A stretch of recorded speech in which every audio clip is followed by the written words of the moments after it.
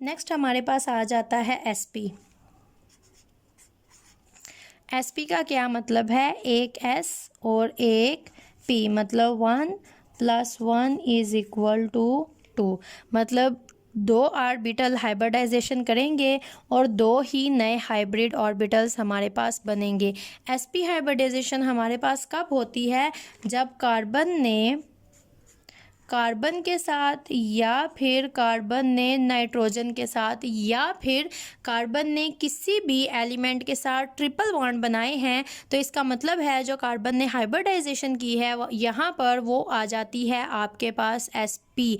sp मतलब एक s एक p और नए आपके पास बनेंगे दो हाइब्रिड ऑर्बिटल्स। अब किस तरह से आपके पास होगा, कार्बन कार्बन 6 आपके पास प्रेजेंट है ग्राउंड स्टेट में, this is 1s2 2s2 and 2p2। और अगर कार्बन आपके पास आ जाती है एक्साइटेड स्टेट में तो इसका मतलब है 1s2 2s 2py 2px को ड्रा कर ले एंड 2pz, एक एंड 1 1 हो गए यहाँ पर इलेक्ट्रॉन। हमारे पास हाइब्रिडाइजेशन कौन सी है, sp, एक s और एक ही p, तो दो आपके पास बन जाएंगे यहाँ पर sp।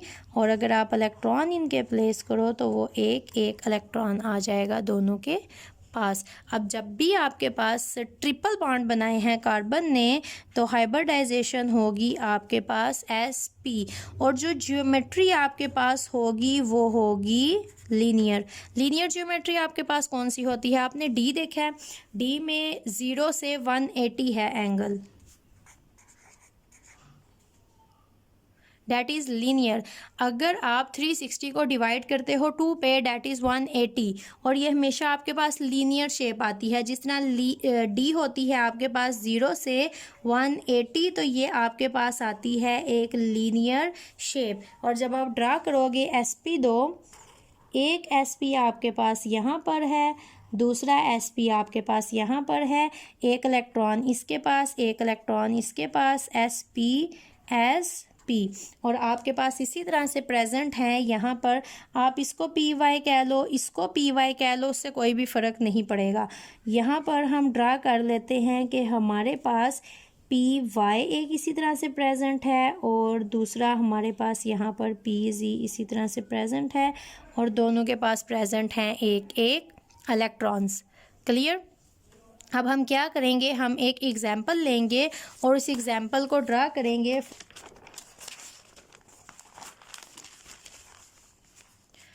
तो हम एग्जाम्पल के तौर पे एक मॉलिक्यूल ले लेंगे यहाँ पर C2H2।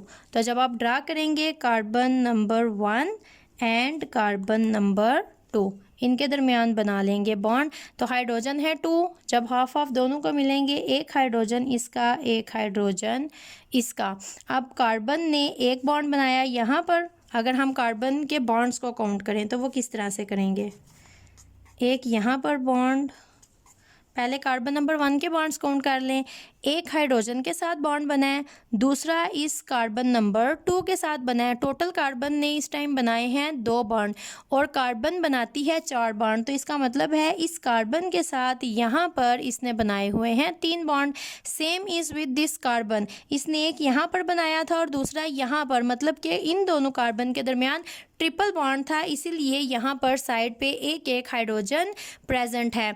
तो अगर कार्बन और कार्बन के दरमियान प्रेजेंट है ट्रिपल बॉन्ड, या कार्बन और कोई और एलिमेंट होता और उनके दरमियान ट्रिपल बॉन्ड होता, तो इसका मतलब होना था कि यहाँ पर कार्बन की जो हाइब्रिडाइजेशन है वो हमारे पास है sp।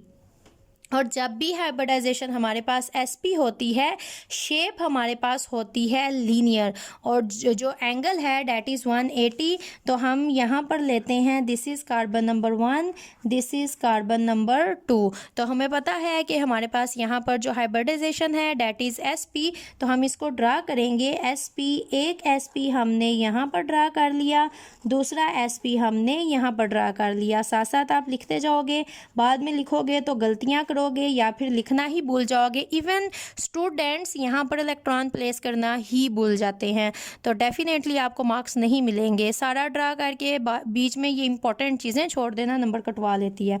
कार्बन नंबर 1 का एक sp यहाँ पर आ गया, दूसरा sp यहाँ पर आ गया, इलेक्ट्रॉन हमने इनके यहाँ पर प्लेस कर दिए।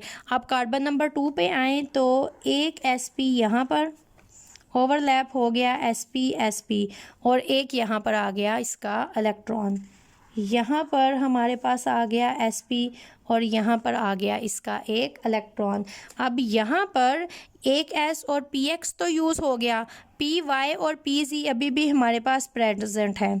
ये हमने यहाँ पर ड्रा कर लिया py, यहाँ पर ये हमने ड्रा कर लिया इसका pz, एक इलेक्ट्रॉन इसके पास और एक इलेक्ट्रॉन इसके पास।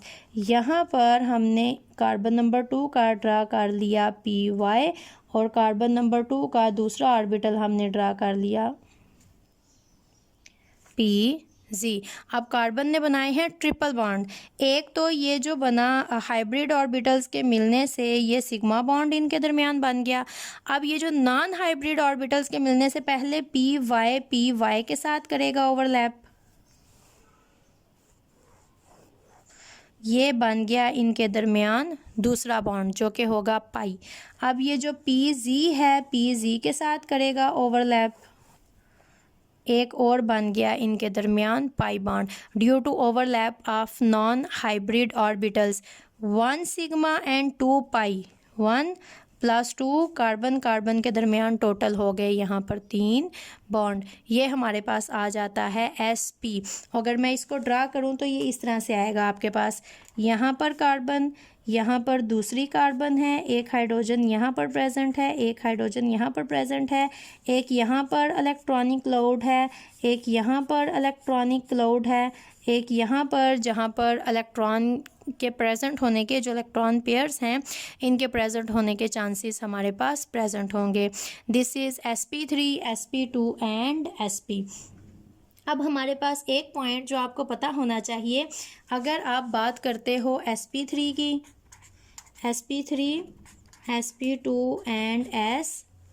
अब यहाँ पर S1 है और 3 आपके पास हैं P, यहाँ पर S1 है 2 आपके पास हैं P, यहाँ पर S1 है और 1 ही है आपके पास P। अब यहाँ पर टोटल आपके पास 4 हाइब्रिड ऑर्बिटल्स बने हैं जिसमें एक पार्ट था S का और बाकी 3 पार्ट थे आपके पास P के। तो अगर S का एक पार्ट और बाकी 3 P के हैं तो S का करैक्टर आता है 1/4 विच इज़ इक्वल टू 25%। अगर sp2 की बात की जाए जहाँ पर एक s है और 2 p हैं तो ये टोटल आपके पास आ जाते हैं 3, तो s का 1/3 करैक्टर है विच इज़ इक्वल टू 33%। यहाँ पर एक s है एक ही p है, मतलब टोटल 2 हैं तो s का करैक्टर यहाँ पर आ जाता है आपके पास 50%। अब होता क्या है, s आपके पास स्फीरिकल है और p आपके पास डंबल शेप है, तो ये जो स्फीरिकल शेप होती है ये न्यूक्लियस के बहुत ज़्यादा क्लोज होती है as compare to p dumbbell जो कि न्यूक्लियस से दूर होती है। तो एस करैक्टर जितना ज़्यादा इंक्रीज़ करता जाता है इलेक्ट्रॉन्स का न्यूक्लियस के करीब होने के चांसेस उतने ही ज़्यादा बढ़ते जाते हैं।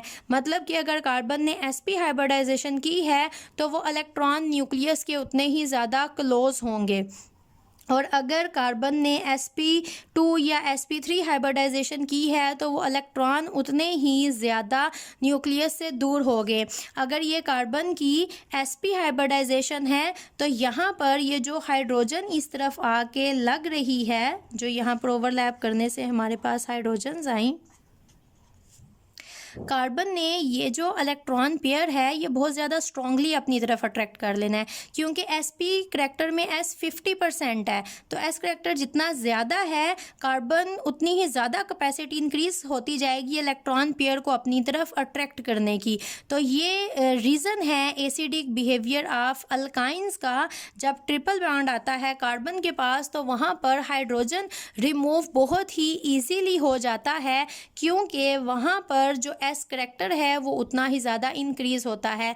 sp हाइब्रिडाइजेशन में जो इलेक्ट्रॉन्स होते हैं वो कार्बन के बहुत ही ज़्यादा क्लोज होते हैं।